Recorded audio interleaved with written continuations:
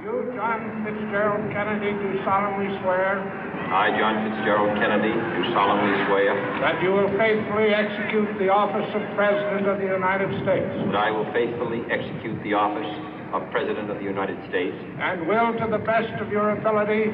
And will, to the best of my ability. Preserve, protect, and defend the Constitution of the United States. Preserve, protect, and defend the Constitution of the United States. So help you God. So help me God.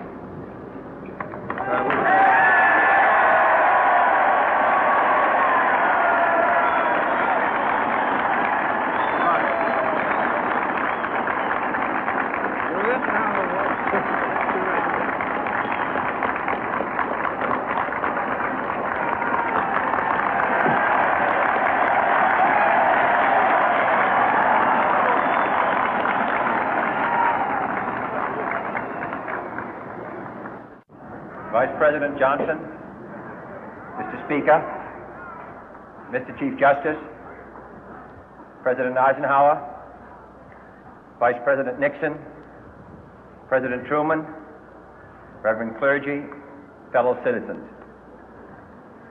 We observe today not a victory of party, but a celebration of freedom, symbolizing an end as well as a beginning, signifying renewal as well as change. For I have sworn before you and Almighty God the same solemn oath our forebears prescribed nearly a century and 3/4 ago. The world is very different now, for man holds in his mortal hands the power to abolish all forms of human poverty and all forms of human life. And yet the same revolutionary beliefs for which our forebears fought are still at issue around the globe. The belief that the rights of man come not from the generosity of the state, but from the hand of God. We dare not forget today that we are the heirs of that first revolution. Let the word go forth from this time and place to friend and foe alike that the torch has been passed to a new generation of Americans born in this century, tempered by war, disciplined by a hard and bitter peace, proud of our ancient heritage, and unwilling to witness or permit the slow undoing of those human rights to which this nation has always been committed and to which we are committed today at home and around the world.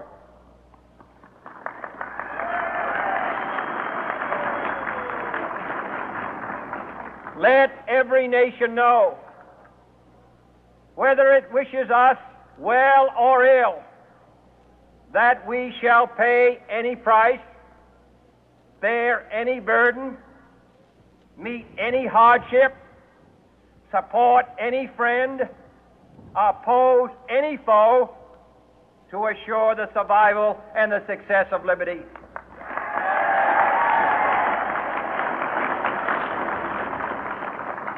This much we pledge and more. To those old allies whose cultural and spiritual origins we share, we pledge the loyalty of faithful friends. United, there is little we cannot do in a host of cooperative ventures.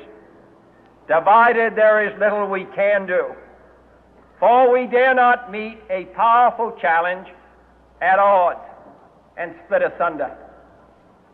To those new states whom we welcome to the ranks of the free, we pledge our word that one form of colonial control shall not have passed away, merely to be replaced by a far more iron tyranny. We shall not always expect to find them supporting our view, but we shall always hope to find them strongly supporting their own freedom, and to remember that in the past, those who foolishly sought power by riding the back of the tiger ended up inside.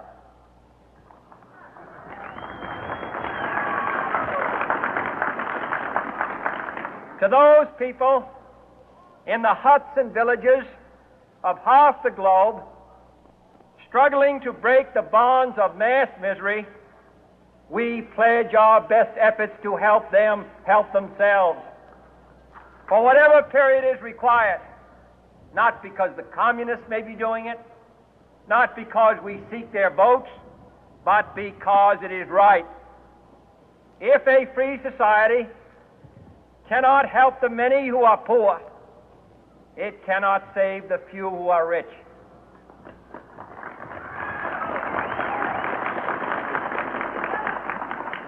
To our sister republics south of our border, we offer a special pledge to convert our good words into good deeds, in a new alliance for progress, to assist free men and free governments in casting off the chains of poverty. But this peaceful revolution of hope cannot become the prey of hostile powers. Let all our neighbors know that we shall join with them to oppose aggression or subversion anywhere in the Americas. And let every other power know that this hemisphere intends to remain the master of its own house.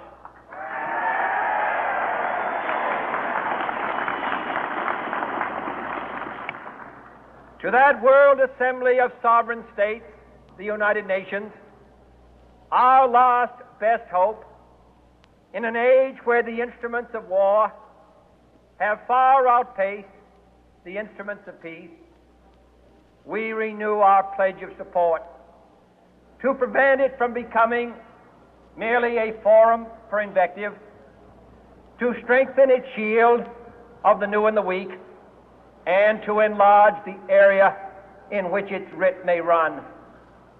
Finally, to those nations who would make themselves our adversary, we offer not a pledge, but a request that both sides begin anew the quest for peace. Before the dark powers of destruction, unleashed by science, engulf all humanity in planned or accidental self-destruction, we dare not tempt them with weakness, for only when our arms are sufficient beyond doubt can we be certain beyond doubt that they will never be employed. But neither can two great and powerful groups of nations take comfort from our present course, both sides overburdened by the cost of modern weapons, both rightly alarmed by the steady spread of the deadly atom, yet both racing to alter that uncertain balance of terror that stays the hand of mankind's final war. So let us begin anew, remembering on both sides that civility is not a sign of weakness, and sincerity is always subject to proof. Let us never negotiate out of fear, but let us never fear to negotiate.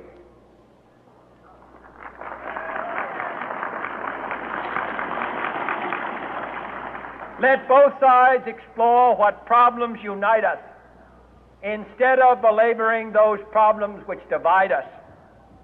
Let both sides, for the first time, formulate serious and precise proposals for the inspection and control of arms, and bring the absolute power to destroy other nations under the absolute control of all nations.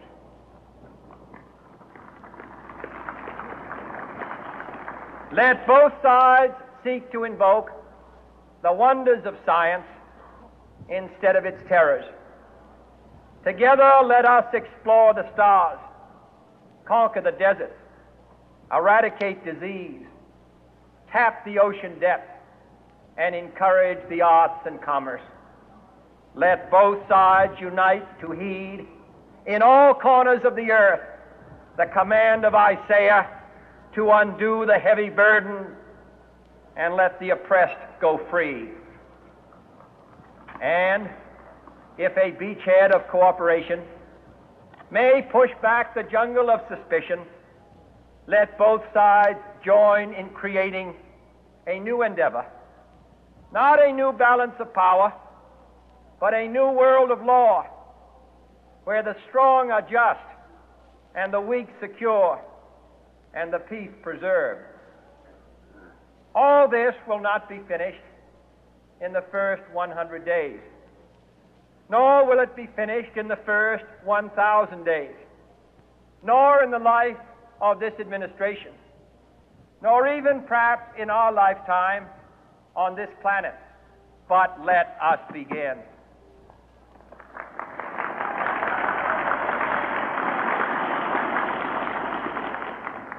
In your hands, my fellow citizens, more than mine, will rest the final success or failure of our course. Since this country was founded, each generation of Americans has been summoned to give testimony to its national loyalty. The graves of young Americans who answered the call to service surround the globe. Now the trumpet summons us again, not as a call to bear arms, though arms we need, not as a call to battle, though in battle we are, but a call to bear the burden of a long twilight struggle, year in and year out, rejoicing in hope, patient in tribulation, a struggle against the common enemies of man, tyranny, poverty, disease, and war itself. Can we forge against these enemies a grand and global alliance, north and south, east and west, that can assure a more fruitful life for all mankind? Will you join in that historic effort?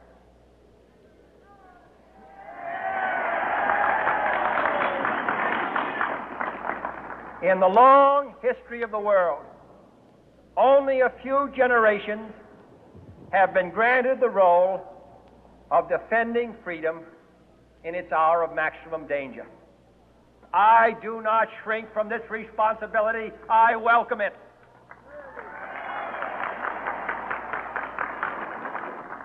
I do not believe that any of us would exchange places with any other people or any other generation. The energy, the faith, the devotion which we bring to this endeavor will light our country and all who serve it. And the glow from that fire can truly light the world. And so, my fellow Americans, ask not what your country can do for you. Ask what you can do for your country.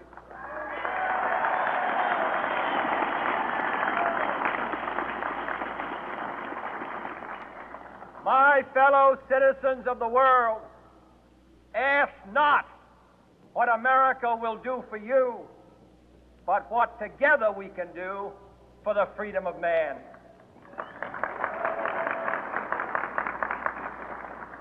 Finally, whether you are citizens of America or citizens of the world, ask of us here the same high standards of strength and sacrifice which we ask of you. With a good conscience, our only sure reward, with history the final judge of our deeds, let us go forth to lead the land we love, asking His blessing and His help, but knowing that here on earth God's work must truly be our own.